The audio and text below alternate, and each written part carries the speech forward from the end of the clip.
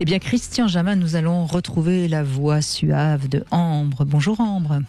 Bonjour Brigitte et bonjour Christian. Ah, Ambre, bonjour. Christian, ça fait longtemps qu'on ne s'est pas parlé. Ambre, mais qu'est-ce qu'on fait? Pourquoi on ne se voit plus? On ne s'entend plus même. Bon, il faut venir le mardi, Christian. Voilà, ainsi c'est dit. Je vais parler de l'infidélité. Et mon sujet du jour, c'est peut-on être amoureux et infidèle à la fois? Oh là. Vous mettez la barre très haut là, Ambre. Oui. Alors, moi je dis, on a souvent tendance à voir l'infidélité comme le signe qu'il est temps de mettre fin à une relation, quand même. Et pourtant, j'entends des témoignages, je l'aime, mais je ne peux pas m'empêcher d'aller voir ailleurs. Ou être infidèle me permet de rester bien avec lui. Ça, c'était le témoignage d'une femme. Et un autre qui m'a dit son infidélité a finalement sauvé notre couple.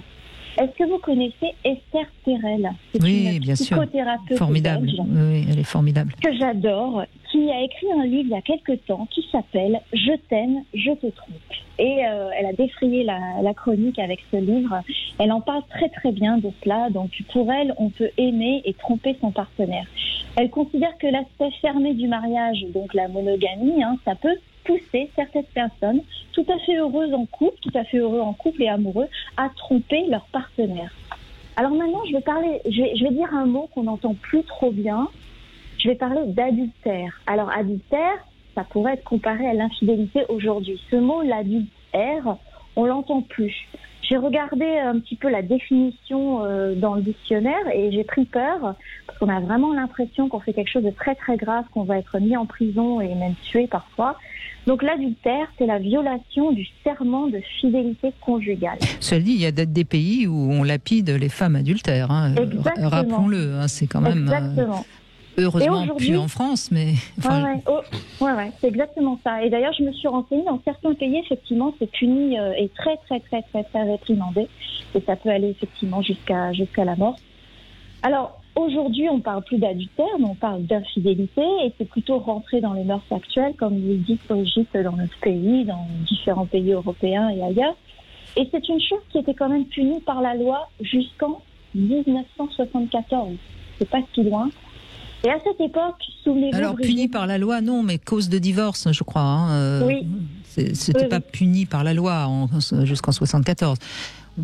Mais en effet, si on était marié et qu'on avait été infidèle, on était fautif et on avait on était divorce par faute, quoi. Oui, mais je me suis toujours posé la question, pourquoi dans un mariage civil, dans un mariage religieux c'est différent, mais dans un mariage civil... si mes souvenirs sont exacts, on continue à se jurer fidélité.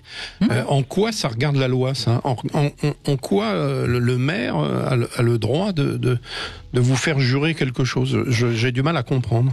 Moi, j'ai toujours pensé qu'on devrait remplacer le terme fidélité par loyauté. C'est vrai. Mais bon. Alors, je reviens aux années 70. À cette époque, la femme devait être respectable. Et il existait une grosse différence entre celle qu'on épouse et celle avec qui on a des relations sexuelles satisfaisantes. C'était normal d'avoir une maîtresse, en fait, avant les années 70. Et c'est le changement de statut de la femme dans la société et donc à l'intérieur du couple qui va complètement transformer l'adultère et ce qu'on nomme aujourd'hui l'infidélité. Alors, je me suis dit, on va essayer de définir l'infidélité, mais finalement, c'est très difficile de définir ce terme-là parce que chaque individu a sa propre définition. J'ai fait quelques petits sondages à droite, à gauche, et puis j'ai entendu embrasser, c'est pas tromper, mais coucher avec une autre personne, ça l'est. Et puis il y en a d'autres qui m'ont dit le simple fait d'imaginer tromper son partenaire ou fantasmer sur quelqu'un d'autre, pour moi, c'est être infidèle. Encore d'autres qui m'ont dit l'infidélité sentimentale, c'est 10 fois plus grave que l'infidélité physique.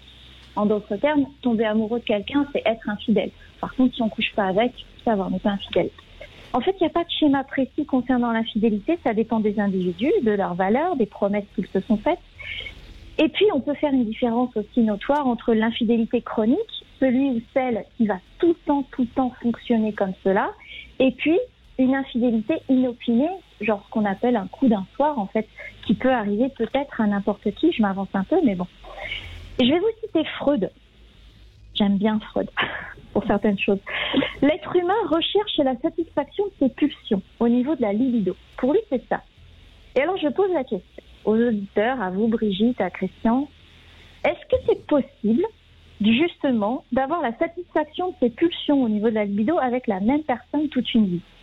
Qu'est-ce qu'on fait des rencontres de notre vie, du travail, des gens qu'on croise dans la vie, de cette envie de séduire parfois, de flirter, envie d'une ou d'un autre. Et je crois que Christian l'a évoqué tout à l'heure en début d'émission quand il parlait. Oui, mais sauf que vous oubliez une partie de la théorie de Freud. Hein. Là, il parle de la pulsion, mais à la pulsion s'ajoute ce qu'il appelle le moi et le surmoi. Le ça, ok, on aurait envie de baiser tout être qui nous plaît, mais il y a quand même un peu d'éthique qui fait qu'on va essayer à chaque fois de voir si ça vaut le coup, ou si le risque, oui. etc. Hein, donc, justement, il y en a qui cèdent et puis il y en a qui ne cèdent pas à ces fameuses pulsions. Et parfois, on cède parce que chez soi, justement, on n'a pas de sexualité. Ou pas. C'est la théorie de Christian, oui. Voilà, où on n'est plus regardé par l'autre. Voilà, donc après, est-ce qu'on cède ou est-ce qu'on ne cède pas? Et puis, quand on cède, on peut peut-être penser qu'une petite frontière se dessine entre le sexe et l'amour. C'est-à-dire, on va voir ailleurs pour avoir de la sexualité, mais on peut toujours être amoureux de son ou sa partenaire avec qui on est bien, avec qui on a envie de rester. Alors, j'ai envie de dire qu'il ne faut pas juger trop vite ces gens qui vont voir ailleurs, ni trop sévèrement, puisque on peut se demander aussi si cela aurait pu nous arriver. Évidemment, l'infidélité, c'est aussi très souvent le point de départ d'une crise de couple, quand l'autre l'apprend. Et c'est quoi? Des remises en question, des bilans, une réorganisation peut-être, et puis avancer ensemble si les deux le souhaitent. Et puis se demander pourquoi il a fait ça ou elle a fait ça, pourquoi je me suis laissée aller, pourquoi est-ce que nos sentiments l'un envers l'autre ont changé? Et souvent on s'aperçoit que l'amour finalement est toujours présent. Donc ça peut, et c'est ce que dit la psychothérapeute belge Esther Perez, ça peut relancer un couple. Ça peut relancer le désir, bien sûr. Mais je crois qu'il y a quand même une chose qu'il faut dire, Ambre, c'est que lorsqu'on est vraiment dans la passion du début, là on n'est pas infidèle. Il y a quand même un moment où on n'est pas infidèle, c'est quand on est complètement drogué à l'autre. Aucune autre drogue ne nous intéresse, si ce n'est celle de l'être dont on est passionné. Mais ça, c'est le seul moment où on est à peu près sûr que les êtres sont fidèles. C'est vrai, c'est vrai. Et alors, pour finir cette chronique, à ceux qui me répondent, comme vous dites justement, oui, pendant les 3 premières années, on n'y va pas, ou ceux qui me disent, non, si tout va bien, si on est amoureux, on ne va pas voir ailleurs. Moi, je leur réponds que le couple parfait n'existe pas, et peut-être que nous allons voir ailleurs parce que nous cherchons un autre nous-mêmes, pas parce que nous cherchons quelqu'un d'autre. Et c'est pas parce que nous voulons quitter la personne avec qui nous sommes, c'est plutôt celle que nous sommes devenus. Voilà. Donc à méditer. Et surtout, je dis aux couples qui ont vécu l'infidélité, ne pas se quitter trop vite.